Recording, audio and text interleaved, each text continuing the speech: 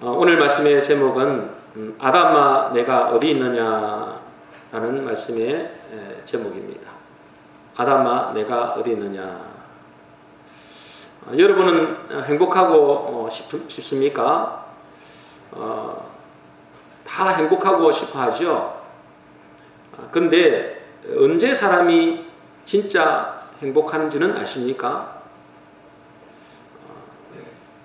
직장이 없는 사람은 직장에 취업하고 또 직장에 다니는 사람은 승진하고 또 사업이 잘 되면 행복할까요? 물론 잠깐 행복할 수 있습니다. 그러나 그것은 절대로 오래 가지는 못하죠. 하나님은 우리가 진정으로 행복해지려면 가장 중요한 것을 알아야 되는데 오늘은 그 두 가지를 알아야 된다라고 말씀하십니다. 두 가지를 알아야 돼요. 그래야 진짜 행복해져요. 먼저는 뭐냐면 하나님이 나를 부르셨다는 사실을 알아야 됩니다. 뭘 알아야 된다고요? 하나님이 나를 부르셨다. 누가 불렀다고요? 하나님이 부르셨다. 여러분 이걸 꼭 기억하셔야 됩니다. 여기 모인 저와 여러분들은 수많은 사람들 중에서 특별히 하나님이 나를 부르신 겁니다. 수많은 사람이 있잖아요. 그런데 저와 여러분들을 특별히 불러서 이 자리에 오게 하신 거예요. 저와 여러분들은 스스로 여기 온 것이 아닙니다.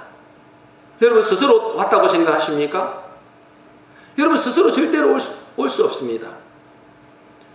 요한복음 6장 44절에 보면 이런 말씀이 있습니다.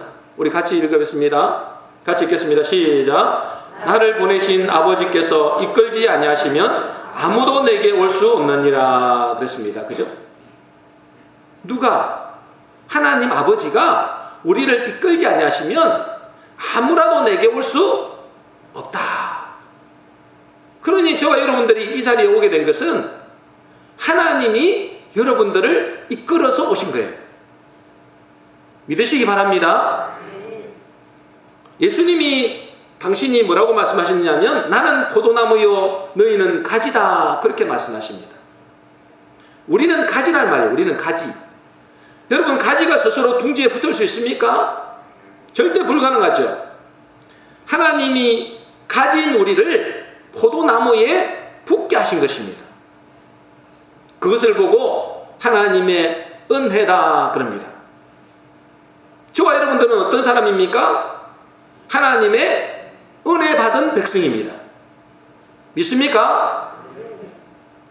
하나님은 우리에게 모든 것을 다 준비해 놓고 우리를 당신의 자녀로 삼으시기를 원하십니다. 그런데 많은 성도들이 우리가 은혜로 사는 존재인 것을 모릅니다. 우리가 이 자리에 오게 된 것도 하나님의 은혜요. 우리가 살아가는 것도 하나님의 은혜로 사는 존재인 것입니다. 하나님의 은혜로 사는 존재인 것을 모르기 때문에 세상 사람들처럼 내 힘으로, 내 노력으로, 내 능력으로 살아가려고 해요. 하나님의 모르는 사람들은 그렇다 치더라도 하나님의 은혜로 부름받은 사람은 하나님의 은혜로 살아가야 됩니다. 여러분 하나님이 우리를 그 은혜로 부르셨다는 것은 다른 말로 무엇을 의미할까요? 하나님이 우리를 은혜로 부르셨어요. 내가 무슨 잘해서 부른 게 아니에요. 전적인 하나님의 은혜예요. 그러면 하나님이 은혜로 우리를 부르셨다면 이것은 다른 말로 하나님의 나의 전 인생도 책임지시겠다라는 것입니다. 이 사실이 꼭 믿어져야 됩니다. 여러분 하나님이 저와 여러분들 이 자리에 불러주셨어요. 하나님이 저와 여러분 이 자리에 불러주셨다는 것은 여러분들이 잘나서 부른 게 아니에요. 하나님의 전적인 은혜예요. 그리고 하나님께서 우리를 은혜로 부르셨다면 우리의 남은 인생도 어떻게 했다는 거예요? 하나님이 우리의 전 인생도 내가 책임지겠다. 제가 아니고 하나님이 책임지겠다.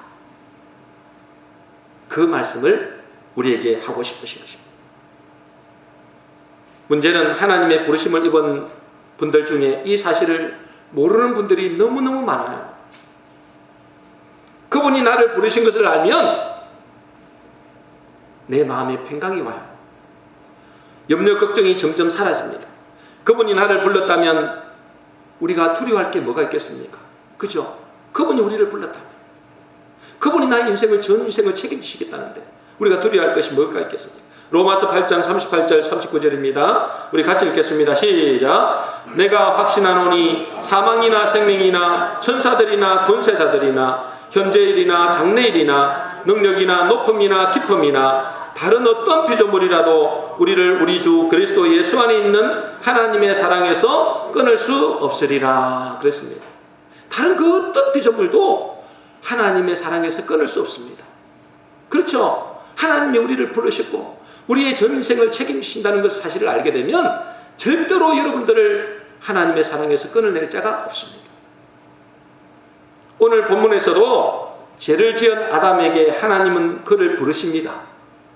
선악과를 먹지 말라는 선악과를 따먹은 그 아담을 하나님이 부르십니다. 왜 그를 부르시겠어요? 그를 저주하고 죄에 대해서 진노하시기 위해서가 아닙니다. 목적은 뭐냐면 그를 뭐 하려고요? 살리기 위해서 부르신 거예요. 그래서 그에게 복음을 주어 살려주기 위해서 부르신 겁니다. 그래서 실제로 하나님은 그에게 복음을 주어서 살 길을 열어주십니다. 여러분 잘 알다시피 영원히 죽을 수밖에 없는, 영원히 이제 절망 가운데 있는 그를 하나님께서 찾아가서 부르신 것입니다. 그것은 그를 저주하고 그를 내팽개치기 위해서가 아니라, 그를 저주 가운데 진노하시기 위함이 아니라 그에게 복음을 주어서 살려주기 위함입니다. 지금도 하나님은 우리를 부르시는 거예요. 여기 모인 모든 사람들이 하나님의 부르심에 반응을 했습니다. 하나님이 우리를 부르심은 우리를 심판을 하기 위해서 부르신 것이 아니고 우리를 살리기 위함입니다. 저와 여러분들이 이 자리에 오게 된 것은 하나님이 여러분들을 살리시겠다는 거예요. 요한복음 3장 17절입니다. 우리 같이 읽겠습니다. 시작. 하나님이 그 아들을 세상에 보내신 것은 세상을 심판하려 하심이 아니요 그로 말미암아 세상이 구원을 받게 하려 하심이라. 하나님이 우리를 부르신 것은 우리를 심판해서 저주 가운데 몰아넣기 위함이 아니고 우리를 구원하시기 위함이다. 그러므로 내가 스스로 하나님 앞에 나온 것이 아니라 하나님이 나를 부르셨다는 사실을 발견할 때 그때부터 우리는 진정한 행복의 길로 들어서게 되는 것입니다. 여러분 이 사실을 꼭 기억하셔야 됩니다. 누가 나를 불렀다고요? 하나님이, 내가 아니고 내 스스로가 아니에요. 하나님이 나를 불렀다. 그것은 나의 전 인생을 하나님께서 나를 책임지시고 나를 구원하시기 위함이다. 여러분 이 사실을 꼭 기억하셔야만이 여러분은 행복의 길로 들어설 수가 있습니다. 두 번째로 우리가 진짜 행복하려면 어떻게 해야 되느냐 하면 나의 가치를 알아야 됩니다. 따라하겠습니다. 나의 가치를 알자. 여러분 나의 가치를 알아야 행복합니다. 이것은 돈이 많고 적은과 상관없습니다. 성공하고 안 하고도 상관없습니다. 진짜 내 존재 가치를 발견하면 그때부터 행복합니다. 여러분은 자기에 대한 진정한 가치를 발견했습니까? 여러분은 자신의 가치를 발견했어요?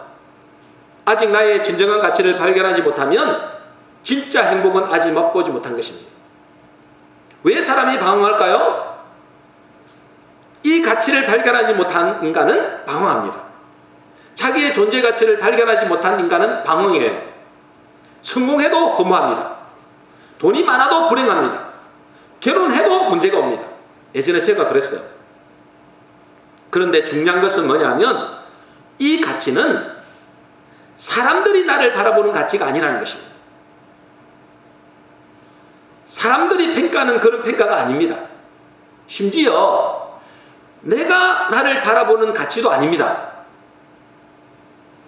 세상 사람들이 나를 바라보는 가치, 내가 나를 바라보는 가치, 그것이 긍정적이든 부정적이든 그것은 올바른 가치가 아닙니다. 여러분 이것을 꼭 알아야 돼요. 세상 사람들이 여러분을 보는 가치, 내가 내 스스로 바라보는 나의 가치, 그것은 절대로 올바른 평가가 아니에요. 사람들은 우리를 평가할 때 뭐로 평가할까요? 외모로, 학력으로, 돈으로 평가합니다.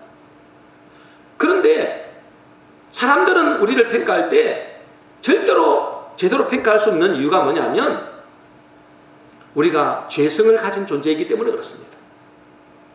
여러분 뭘 가지고 있다고요? 죄성을 가지고 있다고. 죄성을 가진 인간은 절대로 제대로 평가할 수가 없습니다. 그래서 사람들이 평가할 때 금방 말씀드린 대로 외모로, 학력으로, 돈으로 평가하는 것입니다. 공부 잘하면 우등생, 공부 못하면 뭐예요? 열등생. 돈 많으면 뭐가 되는 거예요? 잘 사는 사람. 돈 없으면 못 사는 사람. 이렇게 평가한다니까. 이미 사회나 가족이나 본인 스스로도 그렇게 자신의 가치를 평가를 합니다. 우리가 분명히 알아야 할 것은 우리 인간은 죄성을 가진 존재이기 때문에 나의 가치를 절대로 제대로 평가할 수가 없습니다. 마찬가지로 세상 사람도 나를 올바르게 평가할 수가 없습니다. 세상 사람이나 내가 나의 가치를 평가하면 두 가지로 딱 나타납니다. 두 가지로. 세상 사람들이나 내가 나를 스스로 평가하게 되면 두 가지로 나의 가치를 평가해요. 어떻게 평가할까요? 아주 쓸모없는 존재이거나 아니면 아주 교만해지게 합니다. 자기가 최고다 이거죠. 아니면 아주 나는 쓸모없는 존재다. 이렇게 평가합니다. 이 두 가지 중에 하나예요. 그렇기 때문에 세상 사람들이 나를 평가하고 내가 나를 스스로 평가할 때 그것은 올바른 평가가 절대 아니다. 그러면 누가 나의 가치를 가장 잘 평가할 수 있을까요? 누가 나의 가치를 정확하게 평가할 수 있을까요? 누가 평가할 수 있을까요? 하나님만이 나의 가치를 가장 정확하게 평가할 수 있습니다. 그러므로 하나님이 나를 바라보는 가치를 발견해야 됩니다. 왜냐하면 그분이 나를 창조하신 분이기 때문에 그래요. 그러면 물어보겠습니다. 여러분의 가치는 얼마나 됩니까? 여러분의 가치는 얼마나 될까요? 여러분은 스스로 나의 가치가 얼마나 되는지를 평가해 보신 적이 있습니까? 여러분 스스로 한번 생각해 보세요. 지금이라도 나의 가치는 얼마나 될까? 사람들이 생각하는 나 말고, 내가 스스로 생각하는 나 말고 하나님이 나를 보는 가치는 얼마나 될까? 아마도 많은 사람들이 하나님 안에 들어왔음에도 자신의 가치를 정확하게 평가하지 못합니다. 요한복음 3장 16절입니다. 우리 같이 읽어보겠습니다. 시작. 하나님이 세상을 이처럼 사랑하사 독생자를 주셨으니 이는 그를 믿는 자마다 멸망하지 않고 영생을 얻게 하려 하심이라. 하나님이 세상을 하니까 이 세상을 말하는 게 아니라 하나님은 누구를요? 나를 어떻게 사랑한다고요? 이처럼 사랑하사. 이처럼 사랑한다는 게 뭐죠? 다 자기 독생자를 십자가에 죽이기까지 나를 사랑하셨다는 거예요. 여러분 믿습니까? 하나님이 나를 이처럼 사랑했다는데, 이처럼은 독생자를 주셨댔잖아요. 그 독생자를 우리 죄값을 위하여 십자가에 죽이시기까지 나를 사랑하셨다는 것입니다. 한마디로 하나님이 우리를 평가하는 가치는 자기 아들보다 나를 더 가치 있게 본다는 사실입니다. 이것이 하나님이 우리를 보고 평가하는 가치입니다. 이것을 발견해야 돼요. 이것을 그저 지식으로만 알고 있습니다, 사람들이. 이것을 진짜로 발견해야 그때부터 우리는 행복한 존재가 되는 것입니다. 여러분, 이것을 발견하지 못하면 여러분은 절대로 행복할 수가 없습니다. 제가 옛날에 그렇게 살았어요. 왜 사람들은 자기의 가치를 제대로 평가하지 못할까요? 왜 사람들은 자기의 가치를 제대로 평가하지 못하고 살죠? 그것은 오늘 본문의 아담과 하와가 선악과를 먹고 난 다음부터입니다. 언제부터라고요? 아담과 하와가 선악과를 먹고 난 다음부터 그런 거예요. 선악과를 먹은 인간은 자기의 가치를 어떻게 평가할까요? 늘 자신이 만든 아니면 세상이 만든 선과 악을 구분을 통해서 자기의 가치를 평가하려고 합니다. 선악과를 먹었다는 말은 뭐예요? 뭐가 생긴 거예요? 자기 스스로 선과 악을 판단하는 것입니다. 선악과를 먹은 아담과 하와 후손들은 늘 자기가 만든 선과 악으로, 세상이 만든 선과 악으로 평가하려고 합니다. 좀 전에 말씀드린 대로 공부 잘하면 우등생, 공부 못하면 열등생, 돈 많으면 잘 사는 사람, 돈 없으면 못 사는 사람입니다. 좀 뚱뚱하면 못난 사람, 날씬하면 미인이다. 그렇게 얘기합니다. 누가 만들어 놓은 거예요? 선악과를 먹은 선과 악을 자기가 평가하는 거예요. 우리 인간 스스로가 평가하는 것입니다. 그런데 여러분, 우리가 생각해 봅시다. 공부 잘하면 인생에서도 우등생입니까? 오늘 우리 건규덕 우리 회장님이 안 나오셨는데, 우리 건규덕 회장님이 자기 손자를 공부를 너무너무 잘한대요. 지난번에 제가 말씀드렸죠. 공부를 너무너무 잘한대. 그런데 그러면 어떻겠어요? 할아버지니까 자기 손녀를 너무 있게 사랑하니까 자랑하겠죠. 근데 자랑하는 게 아니라 지난번에 뭐라 그랬어요? 먼저 사람이 돼야지. 공부 잘하면 뭐예요? 사람이 돼야지. 그러더라고요. 집에 오면 왜 이 집에 왔냐고 막 뭐란대요. 냄새나고 못 사는 집에 왜 왔냐 이거죠. 사람이 돼야지. 여러분 공부 잘하면 뭐 하겠어요? 프랑스에 그 경시대까지 나갔대요. 돈을 얼마나 쓰느냐? 한 달에 300만 원에서 500만 원 쓴대요. 그 자녀를 위해서. 그런데 뭐예요? 사람이 돼야지. 여러분 공부 잘하면 인생에서도 우등생입니까? 여러분 솔직히 말해서 우리도 그것만 알잖아요. 공부 잘한다고 이 세상에서 우등생이 되는 것이 아닙니다. 여러분 또 돈 많으면 잘 사는 사람입니까? 돈 없으면 못 사는 사람입니까? 그렇지 않습니다. 그죠? 돈이 많으면 부자일지는 몰라요. 그러나 그것이 곧 잘 사는 사람은 아니다 말이죠. 돈이 없는 사람이 가난한 사람일지는 몰라도 그 사람이 못 사는 사람은 아니에요. 그런데 우리는 뭐라고 딱 평가를 해버려요?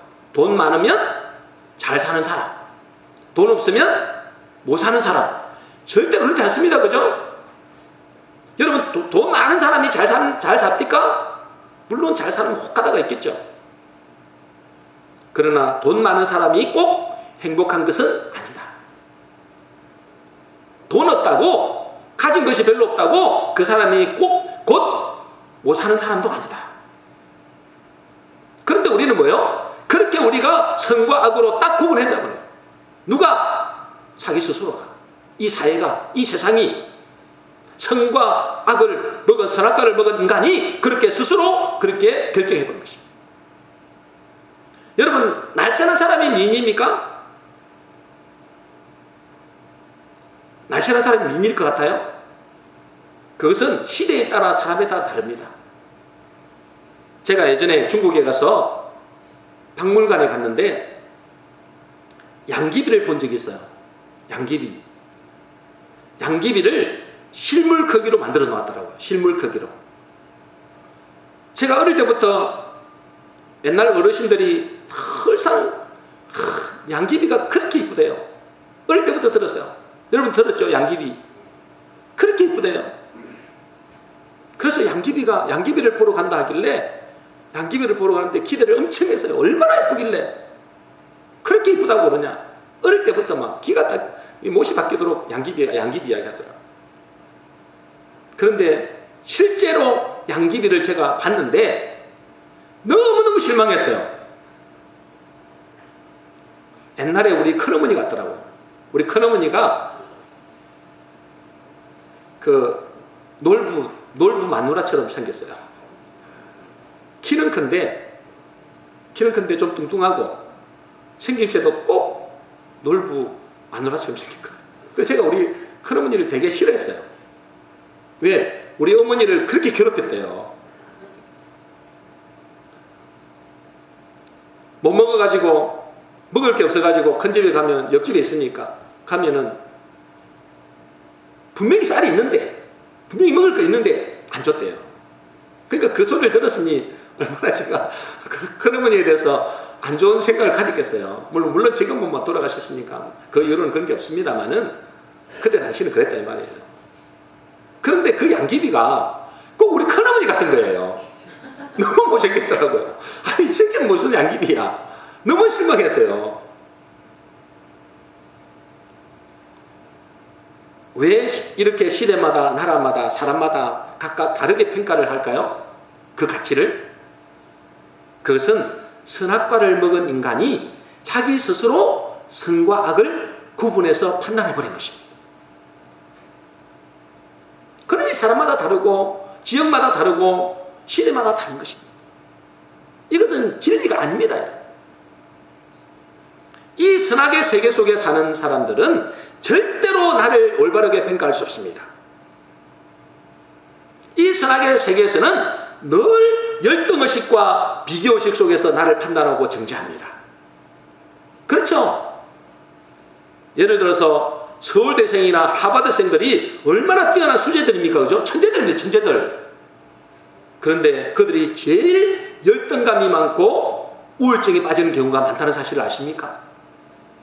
그렇게 똑똑한데 열등감이 우리보다 더해요. 왜 그러느냐? 이 선악과를 먹고 선악의 세계를 살고 있는 사람은 아무리 머리 좋고 뛰어난 사람이라도 열등감과 수치심에서 벗어날 수가 없습니다. 아무리 뛰어나도. 오늘 본문에서도 보십시오. 하나님이 선악과를 먹은 뒤 아담을 찾습니다.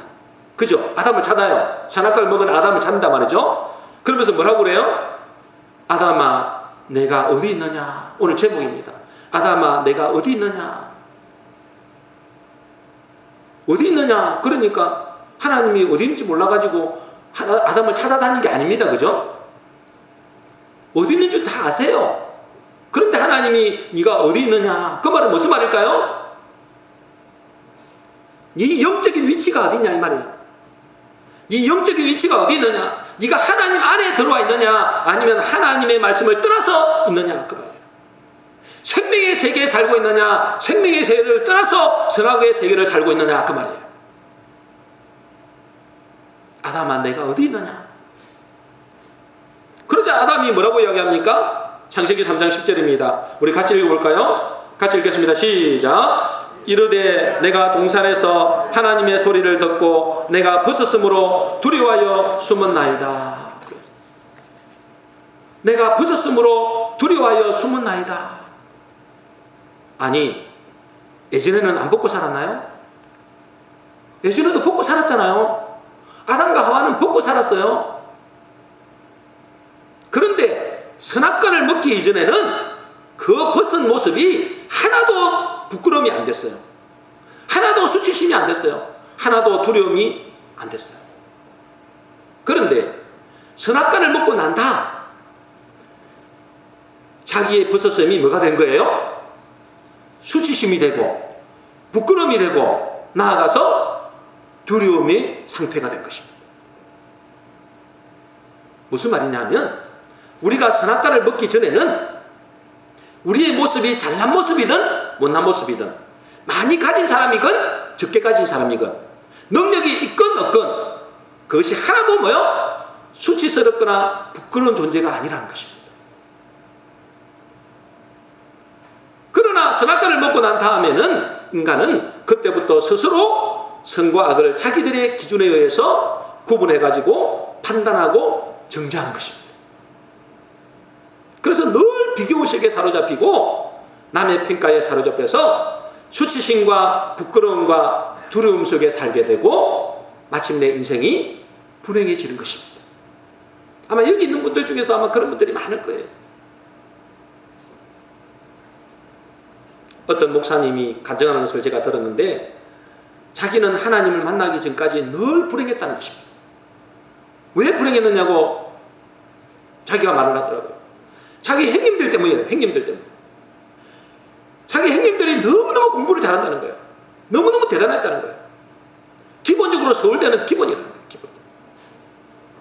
하버드대 뭐 이런 식으로 한다. 자기는 그보다 조금 못한 연세대. 연세대인지는 잘 모르겠어요. 그건 잘 모르겠는데 하여튼 그 형들이 너무나 뛰어나다는 거예요. 그러니 상대적으로 부모님들이 자기에 대해서 늘 걱정하는 사람, 늘 잔소리한다는 거예요. 형님들을 바라는 거예요. 형님들을 바라는 거예요. 저렇게 공부를 잘하는데 니는 뭐냐? 아니 자기가 공부도 못했던 게 아니래요. 연세대를 하는지 모르지만은 미국에서 지금 목회를 잘하고 있어요. 그렇게 못한 것도 아닌데 우리로 봐서는 너무너무 잘하는데 너무너무 부러워할 사람인데 그 집안에서는 늘 그에게 열등의식을 심어줬다. 그런데 하나님을 만나기 전에는 상대적으로 잘 나가는 형님 때문에 늘 불행했다는 거예요. 늘 불행했다는 거예요. 하나님을 만나고 나서야 비로소 자기가 행복을 찾았다는 거예요. 그러니 이런 선악과를 먹은 아담의 후손인 우리는 아무리 노력하고 성공하고 많이 가진다 할지라도 절대 자기 가치에 대한 만족이 없고 행복할 수가 없습니다. 어떻게 해야 될까요? 여러분 어떻게 해야 되죠? 다시 하나님 안으로 들어가는 수밖에 없습니다. 세상 사람들이 여러분을 판단하는 여러분의 스스로 여러분을 판단하는 여러분의 가치는 절대로 올바른 가치가 아닙니다. 늘 비교의식 때문에 여러분들의 인생이 불행해질 것입니다. 하나님 안으로 들어가야 됩니다. 그래서 하나님은 선악과를 먹은 아담에게 하나님 안으로, 그리스도 안으로, 생명 속으로 들어갈 길을 열어주셨습니다. 복음을 주신 것이죠. 그래서 누구든지 예수 그리스도를 믿고 영접한 사람은 그리스도 안에 들어가는 길을 열어주신 것입니다. 다시 말해서 선악의 세계에서 생명의 세계 안으로 들어갈 수 있는 길을 열어주시다는 것입니다. 여러분들이 지금 이 자리에 온 것이 하나님의 은혜입니다. 그 길이 열려서 오신 거예요. 그래서 그 사람은 부자든 가난하든 많이 배웠든 못 배웠든 죄를 많이 지었든 적게 지었든 누구든지 예수 그리스도를 믿으면 그 생명의 세계 속으로 들어가게 되는 것입니다. 그래서 성경은 뭐라고 말하느냐? 고린도후서 5장 17절입니다. 우리 같이 읽어보겠습니다. 같이 읽겠습니다. 시작. 그런즉 누구든지 그리스도 안에 있으면 새로운 피조물이라. 여러분 새로운 피조물이 어디에서 새로운 피조물이라고요? 그리스도 안에서. 여러분 그리스도 안에서만 여러분이 새로운 피조물이에요. 나는 새로운 피조물이야. 아무리 그래도 쓸데없어요. 안 돼요.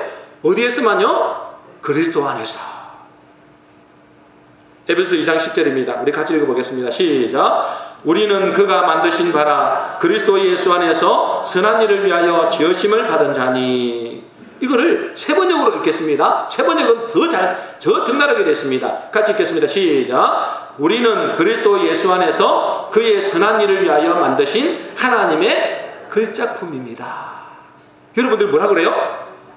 하나님의 글작품들이에요. 믿습니까? 그런데 어디에서? 그리스도 예수 안에서만 그렇습니다. 그리스도 예수 안에 들어온 사람만이 하나님의 글작품이다. 그렇게 말합니다. 세상 사람들이 여러분을 볼 때 뭐예요? 웃기고 있네. 그러겠죠. 글작품? 쓰레기야, 쓰레기. 너 공부도 못하잖아. 너 쓰레기야. 돈도 못 벌잖아. 너 남편 쓰레기. 여러분 세상에서는 여러분을 볼 때 여러분 쓰레기로 보는 사람도 있습니다. 별 볼 일 없는 사람으로 본단 말이죠. 그리스도 예수 안에 들어온 사람만이 여러분들을 하나님 보실 때 하나님의 걸작품이다. 그러므로 우리가 진정한 가치를 발견하기 위해서는 그리스도 안으로 들어와야 됩니다. 그리스도 안으로 들어온다는 말은 무슨 말일까요? 우리가 선악의 세계에서 어디로 들어온다는 거예요? 생명의 세계 속으로 들어온다. 동산 중앙에 뭐가 있었어요? 에덴 동산 중앙에 선악을 알게 하는 선악과도 있었고 또 생명나무도 있는지라 그랬습니다.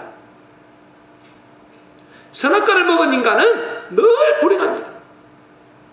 그러나 생명의 세계 속으로 들어온 사람은 하나님이 보실 때 걸작품이다. 하나님은 아담에게 이렇게 물으십니다. 아담아, 지금 네가 어디 있느냐?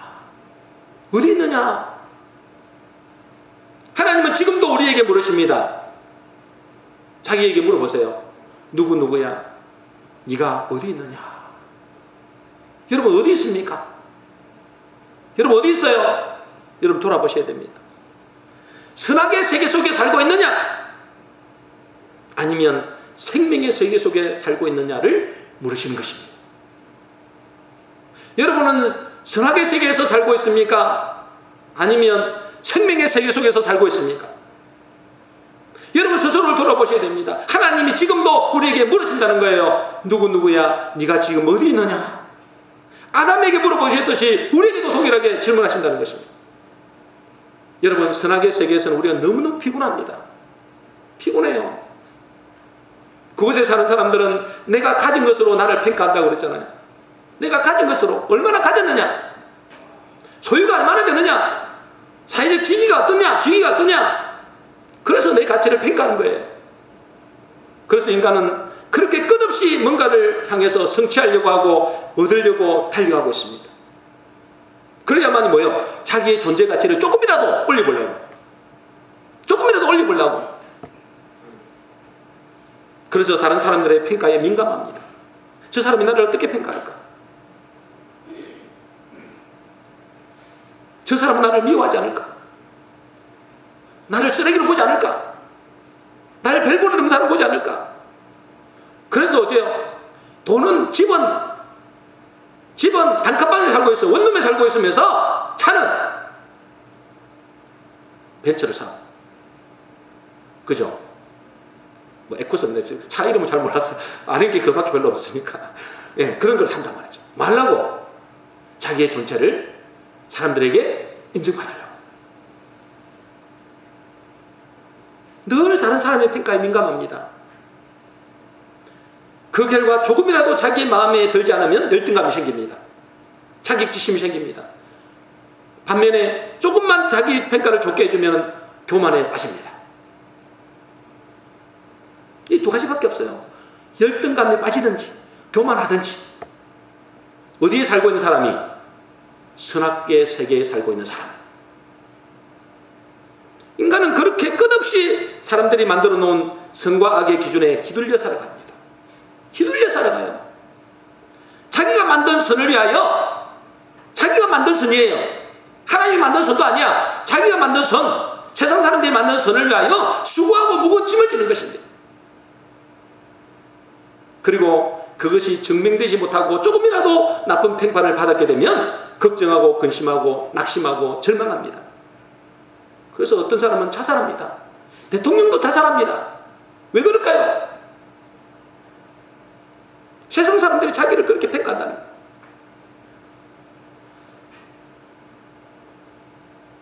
그 대통령 그렇습니까? 여러분들은 안 그렇습니까? 늘 자기 자신에게 빠져 있습니다. 나는 못난 사람, 나는 가치 있는 사람, 나는 죽어야 될 사람. 그런 실제로 죽는 사람도 많습니다. 자살하는 사람도 많습니다. 어디 속에 살고 있기 때문에 자기가 만든 선악과 자기가 만든 선과 악의 세계에 살고 있는 거예요. 그래서 아담과 하와가 해 입은 옷이 뭡니까? 무화과 나무 잎으로 자기 옷을 입는 거예요. 무화과 나무 잎이라는 것은 생명이 없는 말입니다. 무화과 잎만 꽃만 있는데 생명이 씨가 없어. 씨가 없다는 건 생명이 없다는 거예요. 생명 없는 옷으로 자기 옷을 해 입습니다. 돈으로, 차로, 좋은 집으로, 지위로 그것으로 자기 옷을 입는 거예요. 근데 그것이 영원하지 않습니다. 영원하지 않을 뿐 아니라 늘 에쿠스를 타고 다니는데 옆집에 보니까 벤츠를 타고 다녀요. 그때부터 뭐가 생길까요? 열등의식 생깁니다. 자격지심이 생깁니다. 그러면서 누구에게 바가지를 걸까요? 남편에게 바가지를 걸습니다. 저 남편은 벤츠를 사주는데 50평짜리 아파트를 사주는데 당신 꼴랑 30평짜리 아파트야. 꼴랑 에쿠스야. 에쿠스라도 있으면 얼마나 좋은데, 그죠? 아니 30평이라도 있으면 얼마나 좋아요. 단칸방에 살고 있는 사람도 많은데. 그런 얘기 뭐예요? 나무잎으로, 무화과 나무잎으로, 생명이 없는 나무잎으로 만들어 놓은 옷을 입고 사는 것입니다. 그러니 이제 조금만 있으면 그 수치와 부끄러움이 싹 드러나는 것입니다. 만일 자기의 수치가 드러나고 부끄러움이 드러나면 그 다음에 하는 일이 뭔지 아시죠? 그 다음에 하는 일이 뭘까요? 금방 제가 말씀드린 대로 남 탓을 합니다. 남 탓을. 당신 탓이야. 당신 탓. 내가 이 인간을 만나서 내가 이제 불행하다는 거예요. 저 인간만 안 만났으면, 내가 저 인간을 만나고 그 남자를 만났으면, 나를 좋아하는 사람이 많았었는데 내가 저 인간을 만났어야 되는데 저 인간을 만나가지고 내가 이 모양이 꼴이 됐다고. 그 인간을 만나보세요. 똑같습니다. 차라리 그 인간이 훨씬 나을 수도 있습니다. 지금 만난 인간이. 하나님은 절대로 뭐요? 실수하지 않으신다. 하나님은 실수하지 않으신다. 감사하시기 바랍니다. 그냥 남 탓을 하는 거예요. 남 탓을. 자기의 부끄러움이 드러나면, 그것도 부끄러움도 아니야. 자기가 만든 부끄러움이 드러나면 남 탓을 하는 거예요. 부모를 잘못 만났어. 남편을 잘못 만났어. 저 새끼를 낳았어. 우한 덩어리를 낳았다는 거예요. 누가 낳았어요? 자기가 낳았어요. 창세기 3장 12절입니다. 우리 같이 읽겠습니다. 같이 읽습니다. 시작. 아담이 이르되 하나님이 주셔서 나와 함께 있게 하신 여자 그가 그 나무 열매를 내게 주므로 내가 먹었나이다. 아담이 누구를 핑계하는 거예요? 지 한 몸이지. 여자 이 여자가 내게 주어서 먹겠다는 거예요. 그 여자가 누구예요? 나야, 나. 내 몸에서 나갔잖아. 내 몸에서 나간 그 여자가 나를 정죄하는 거예요. 보면. 그래서 서로 남의 탓만 하다가 서로 원수가 됩니다. 부부 간에도 원수가 됩니다. 부모 자식 간에도 원수가 됩니다. 서로 죽이고 죽이는 그런 아비규환의 현장이 어디의 세계 속에 일어난다고요? 선악의 세계 속에 살고 있는 사람들에게 일어난다는 거예요. 지금 현재의 정권을 보세요. 이 정권이 뭐예요?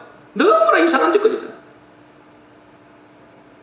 이거는 뭐 도대체 자기의 잘못을 인정을 안 하는 거예요. 그럼 그 전에 그 정권을 좋았느냐? 그것도 아니에요. 그럼 오늘 이번 정권 안 좋고 그 다음 정권 어떨까요? 그거 비슷할 거예요. 왜 그럴까요? 이 선악의 세계에 살고 있는 사람들은 절대로 뭐요? 바르게 평가하지 못합니다. 또 남 탓을 할 거예요. 전 정권 탓을 할 거예요. 지금도 우한폐렴 때문에 사람들의 모습 보세요. 자기 동네에는 절대 못 온다는 거예요. 어떤 중국에 보니까 총 들고 있더라고요. 총 들고. 아예 이 터널을 막아버렸더라고요. 그게 이 선악과를 먹고 선악의 기준에 사는 사람들의 모습입니다. 결국 선악의 세계 속에 살고 있는 사람들의 그 끝은 뭐예요? 죽고 죽이는 지옥입니다. 여러분의 삶도 지옥입니다. 여러분이 이 선악의 세계 속에 살고 있다면 여러분의 그 끝은 지옥입니다. 아니, 지옥 간다 이것보다도 여러분의 삶이 지옥이다 말이죠. 늘 상대적으로 비교하기 때문에.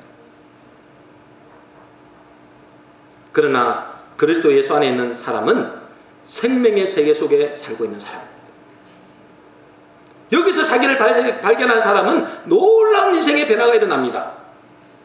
제가 오늘 우리 선생님하고 이렇게 차 타고 오면서 제가 그랬어요. 선생님, 지금의 저를 보면 안 됩니다. 하나님 말씀 잘 들으라고 이야기하면서 그랬어요. 하나님 말씀 잘 들으세요. 이 말씀이 내 속에 들어오는 순간 내 속에 창조의 역사가 일어납니다.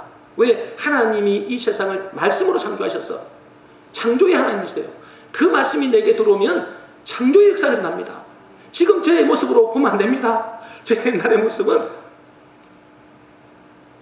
좀 그랬어요. 하여튼 지금의 저는 내 속에 새로운 가치로 생명의 세계에서 저를 가치로 발견했기 때문에 이 자리에 있는 거예요.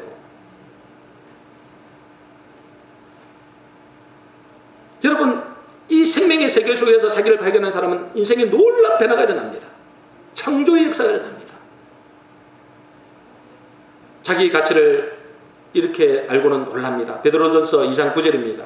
우리 같이 읽어보겠습니다. 시작. 너희는 택하신 족속이요 왕같은 제사장들이요 거룩한 나라요 그의 소유된 백성이니. 너희는 택하신 왕같은, 그냥 제사장도 아니야. 왕같은 제사장. 여러분들이 나중에 있잖아요. 하늘나라에 가면 우리는 왕노릇 한다 그랬습니다. 여러분, 왕손이에요. 왕손. 그러니 담대합니다. 남과 비교하지 않으니 환경이나 소유나 내 모습과 상관없이 행복합니다. 그리고 생명의 세계 속에 살고 있으니 남을 살리는 역할을 합니다. 생명은 그렇잖아요. 생명은 남을 살리는 것입니다. 그래서 생명의 세계 속의 삶의 끝은 생명의 풍성함이요 영생입니다. 여러분은 지금 어디에 살고 있습니까? 그리스도 안에, 하나님 안에 생명의 세계 속에 살고 있습니까? 아니면 피비린내 나는, 서로 죽이고 죽이는 그런 선악의 세계에 살고 있습니까? 하나님이 여러분에게 묻습니다. 아담아, 네가 어디 있느냐? 네가 어디 있느냐? 많은 사람들이 예수 그리스도를 믿으면서도 선악의 세계에 살고 있는 사람들이 너무나 많습니다. 하나님은 그런 우리에게 내가 어디에 있는지를 발견하는 거예요. 이미 우리는 그리스도 안으로 부름을 받았습니다. 생명의 세계 속에 부름을 받았어요. 틀림없는 사실입니다. 그것을 믿음으로 받고 그 속에서 살라는 거예요. 더 이상 죽고 죽이는 선악의 세계 속에 살지 말라는 것입니다. 이제 처음으로 돌아가서 우리는 언제 행복할까요? 주 안에서 내 가치를 발견할 때, 그리스도 안에서 나의 가치를 발견할 때 행복합니다. 그 안에서, 그 생명의 세계 안에서 많이 가지건 적게 가지건 잘났건 못났건 나의 존재 그 자체로 최고로 가치 있고 행복한 존재가 되는 것입니다. 중요한 것은 그리스도 안에서 나를 발견하느냐, 생명의 세계 속에서 나를 발견하느냐, 그것이 중요합니다.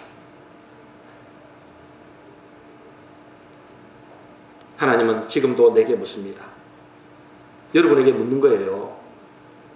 누구야? 네가 지금 어디에 있느냐?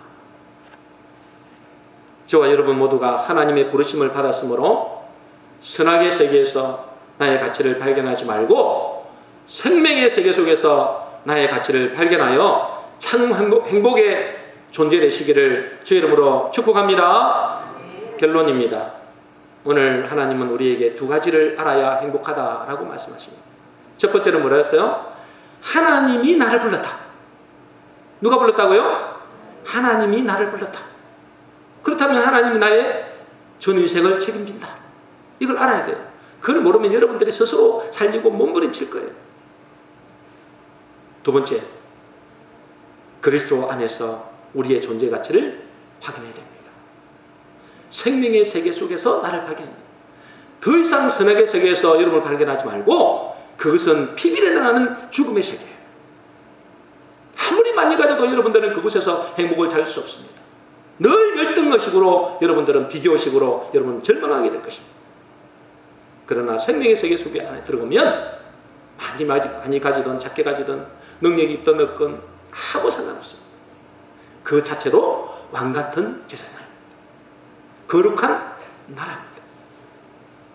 우리 모든 성도님들이 하나님의 부르심을 받은 존재이기 때문에 그리스도 안에서 가장 존귀한 자요, 가치 있는 존재임을 알아서 어떤 행동에 대해 상관없이 늘 행복한 저와 여러분 되시기를 주의 이름으로 축복합니다. 기도하겠습니다. 같이 기도합시다.